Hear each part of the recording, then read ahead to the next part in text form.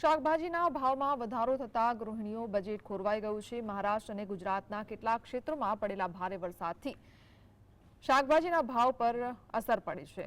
Surat APMC માર્કેટમાં મહારાષ્ટ્ર ખાતેથી આવતી શાકભાજીના ભાવમાં વધારો જોવા મળ્યો છે। ટામેટા 100 રૂપિયા પ્રતિ કિલોના ભાવે વેચાયા છે। આ સાથે જ કોબીજ, ફ્લાવર, આદુ, મરચા, લીંબુ સહિતના શાકભાજીમાં પણ ભાવમાં વધારો ઝીંકાયો છે।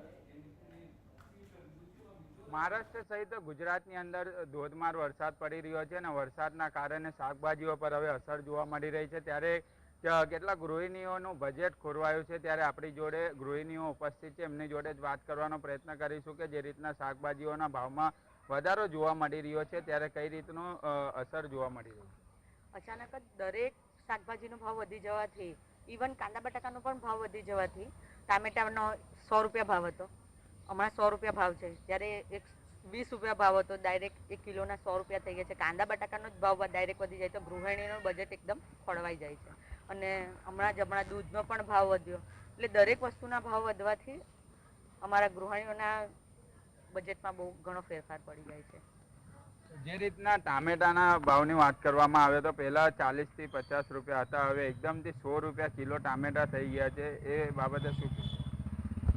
પહેલે 20 રૂપિયા હતા તો હવે 100 રૂપિયા છે, તો ખરીદી કેવી રીતના કરવાની? અમારે કોઈને ત્યાં એક માણસ કમાવાલો હોય 10 ખાવાલો હોય તો ચાલે કેવી રીતના?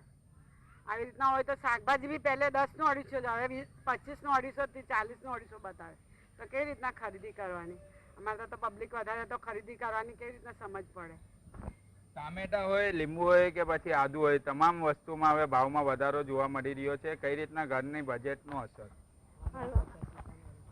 આદુ પણ પહેલા હવે 10 નું 100 ગ્રામ મળતું હતું, હવે 50 નું 250 થઈ ગયેલું છે। અને ટામેટા પણ 20 રૂપિયા કિલો મળતા હતા, 10 રૂપિયા કિલો મળતા હતા, એના બદલે એ બી 120 રૂપિયા છે, 100 રૂપિયા છે, એ ભાવ છે। પછી રીંગણના પણ 20 રૂપિયા, 10 ના 250 હતા, તે પણ 20 રૂપિયા થઈ ગયા છે, 30 રૂપિયા થઈ ગયેલા છે, એ ભાવ છે। અમારું બજેટ પણ એટલું બધું નથી કે અમે એટલી શાકભાજી પણ ખરીદી શકીએ। બટાકા પણ 20 રૂપિયા કિલો હતા, એ બદલે પણ અત્યારે 50 બી થઈ ગયેલા છે, 40 પણ થઈ ગયેલા છે।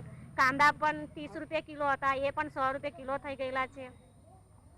જે રીતના ગૃહિણીના બજેટ પર અસર જોવા મળી રહી છે, ગુજરાત સહિત મહારાષ્ટ્રની અંદર વરસાદ વરસી રહ્યો છે અને તેનું અસર સીધું શાકભાજીઓ પર જોવા મળી રહ્યું છે। ત્યારે જે રીતના શાકભાજીઓની અંદર એકાએક વધારો જોવા મળી રહ્યો છે, કઈ રીતના બજેટ પર અસર અને કેટલી તકલીફ? અત્યારે ગુવાસિંગ થી માંડીને બટાકા, ટામેટા સુધીનો બધાનો ભાવ વધી ગયો છે। અમે જોઈન્ટ ફેમિલી રહેવા વાળા કેવી રીતના ઘર ચલાવી શકે? અમારું બજેટ આખું જ ખરવાઈ ગયું છે।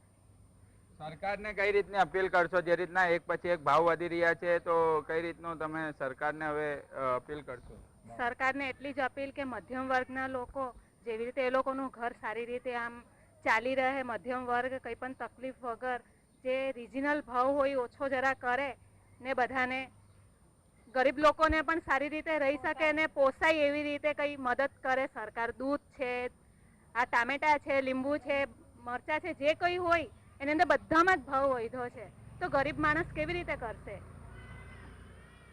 જે રીતના ભાવમાં વધારો જોવા મળી રહ્યો છે, તો સરકારને કઈ રીતની હવે તમે અપીલ કરશો? જે રીતના સરકાર દ્વારા પણ આ જે રીતના ભાવમાં વધારો કરે તો તમે કઈ રીતની વાતો મૂકશો?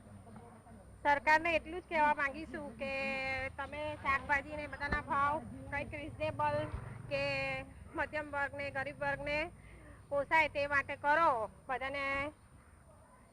જે રીતના ગૃહિણીઓ જણાવી રહી છે, આજે ગૃહિણીઓ હાલ એકઠા થઈ છે, તેમણે જણાવ્યું છે કે જે રીતના સરકારને પણ એક ખાસ અપીલ કરી છે કે જે બજેટ ખોરવાયું છે તેને લઈને મોંઘવારી ઓછી કરવાની માંગ જે છે તે હાલ મહિનાઓ દ્વારા ઉઠી છે, પરંતુ જે રીતના એક પછી એક વરસાદી માહોલ જોવા મળી રહ્યો છે અને વરસાદી માહોલ વચ્ચે હાલ ગૃહિણીઓનું બજેટ પણ ખોરવાયું છે। સતત ટામેટા હોય, આદુ હોય કે લીંબુ સહિતના ભાવમાં વધારો જોવા મળી રહ્યો છે અને હાલ ગૃહિણીઓ ત્રાહિમામ પુકારી ઉઠ્યા છે। સાહિત્ય